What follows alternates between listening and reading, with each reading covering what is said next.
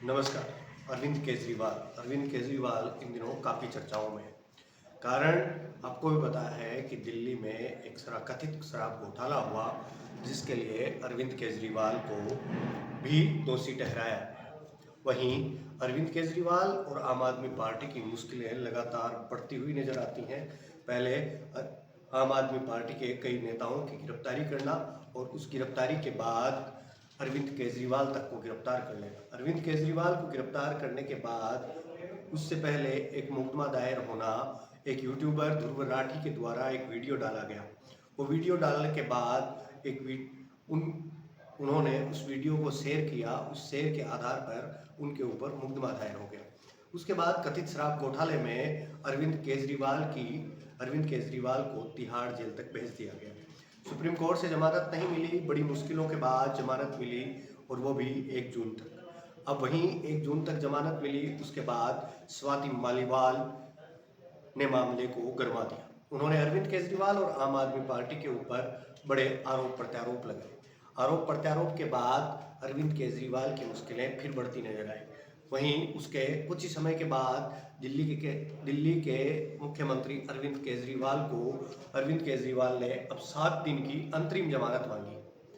अब अंतरिम जमानत 7 दिन की क्यों बढ़ाई जाए, इसके कारण भी उन्होंने दिए हैं कि उन्हें बड़ी बीमारी के लक्षण नजर आ रहे हैं। देखते हैं आज की इस खबर पर एक नजर डालते हैं। मैं हूं आपका दोस्त और होस्ट कपिल, और आप देख रहे हैं देवम बाट। तो चलिए आज की इस पूरी खबर पर एक नजर डालते हैं। दिल्ली के मुख्यमंत्री अरविंद केजरीवाल ने अंतरिम बेल को बढ़ाने के लिए सुप्रीम कोर्ट में याचिका दायर की। केजरीवाल 7 दिन और अंतरिम बेल चाहते हैं। आम आदमी पार्टी ने दावा किया है कि गिरफ्तारी के बाद मुख्यमंत्री अरविंद केजरीवाल का 7 किलो वजन घटा है। उनका कीटोन लेवल बहुत हाई है, किसी गंभीर बीमारी के लक्षण हो सकते हैं। दरअसल अरविंद केजरीवाल को शीर्ष अदालत ने 1 जून तक के लिए अंतरिम जमानत दी है।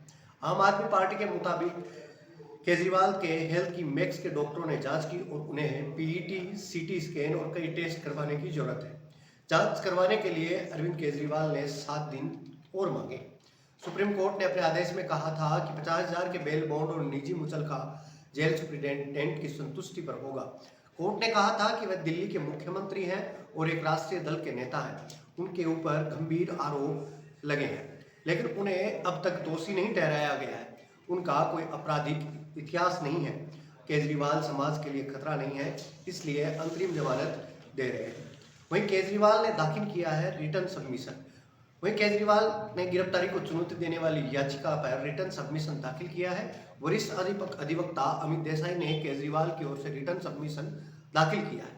सुप्रीम कोर्ट के पूर्व फैसलों को हवाला देते हुए कहा कि ईडी के पास गिरफ्तारी के उचित आधार नहीं है, महज संदेह के आधार पर गिरफ्तारी की गई है। पीएमएलए में गिरफ्तारी के मानक तय है जो ईडी द्वारा नहीं निभाए गए हैं। उन्होंने कहा कि धारा 19 में निर्मित मूल्यांकन और मूल्यांकन की सुरक्षा तय है।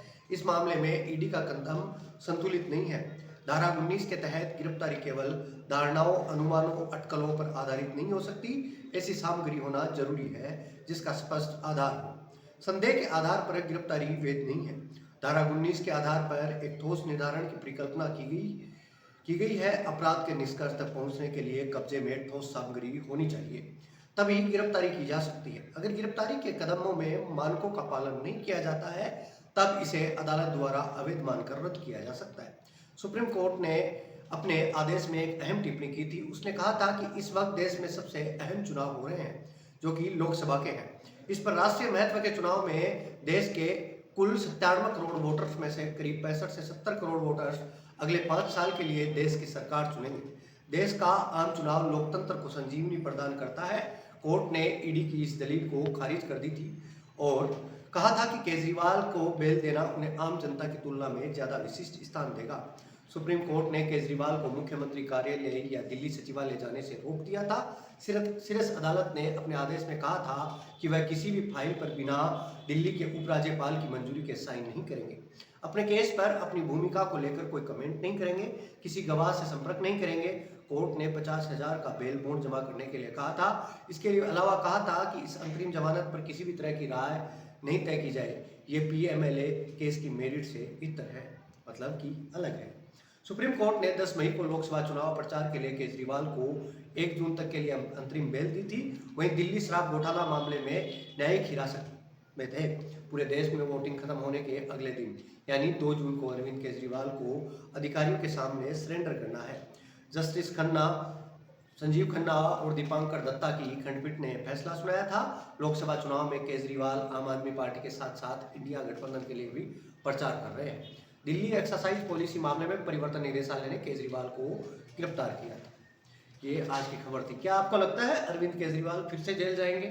मुझे तो नहीं लगता, क्योंकि भारत का कानून बड़ा लचीला है और इस लचीले कानून से निकलना बड़ा आसान है। यदि आप भारत में किसी अमीर परिवार से संबंध रखते हैं, ताल्लुक रखते हैं, या फिर आप किसी ऊपरी हाई अथॉरिटी के साथ संबंध रखने वाले व्यक्ति हैं, तो आप इस लचीले कानून का फायदा उठा करके आप इसमें से किसी भी प्रकार से निकल सकते हैं। और ये आपने बहुत अच्छी तरह से देखा होगा विजय माल्या का केस, देखा होगा नीरव मोदी का केस। ये बड़े बड़े हाईलाइटेड केस है जिनको देखकर आपने सोचा होगा कि भारत में कानून है या मजाक। ये कानून कोई मजाक नहीं, ये कानून सिर्फ गरीब और मध्यम वर्गीय परिवारों के लिए है। अमीरों और बड़े नेताओं के लिए कोई कानून नहीं होते। आपने देखा होगा पिछले कुछ समय में पुणे में एक हादसा होता है और उस हादसे में एक लड़के को गिरफ्तार किया जाता है और उसने 2 व्यक्तियों के ऊपर गाड़ी चढ़ा दी। हिट एंड रन का सीधा केस था जिसमें 2 साल तक की सजा का प्रावधान है। लेकिन वो सजा ना देकर उससे केवल एक एप्लीकेशन लिखाई जाती है और एक निबंध लिखवाया जाता है और 15 दिन यातायात पुलिस के साथ काम करने के निर्देश दिए जाते हैं। उसके बाद वो लड़का एक गाना गाता हुआ या एक रेप करता हुआ सुनाई देता है और उसमें पुलिस, भारत की जनता, भारत के नेताओं तक को चैलेंज करता हुआ दिखाई देता है अपने पैसों के बलबूते पर। और उसके बाद उसके दादा का कनेक्शन दाऊद इब्राहिम के सहयोगी छोटा राजन के साथ निकलता है और उसके बाद उसके दादा और उसके पिता द्वारा किसी एक ड्राइवर को बहला फुसला कर, डरा कर, किडनैप करके और उससे हाँ भरवाने के लिए मजबूर किया जाता है कि वो ये कन्फेस करे कि उस वक्त जब ये एक्सीडेंट हुआ उस वक्त गाड़ी वो लड़का नहीं, वो ड्राइवर चला रहा था। अब ये मामला है, जब जनता की नज़र में आता है तब थोड़ा बहुत एक्शन किया जाता है, लेकिन पैसों के आधार पर, अमीरी के आधार पर इन कानून से बचकर निकला जा सकता है। ये भारत का लचीले कानून की कहानी है, स्थिति है, इससे निकल सकते हैं। लेकिन अभी मैं आपसे विदा लेता हूँ, मिलते हैं किसी अन्य वीडियो में। तब तक के लिए आप देखते रहिए देवम्बाट, और आप यहाँ तक आए हैं इसके लिए आपका धन्यवाद, आभार।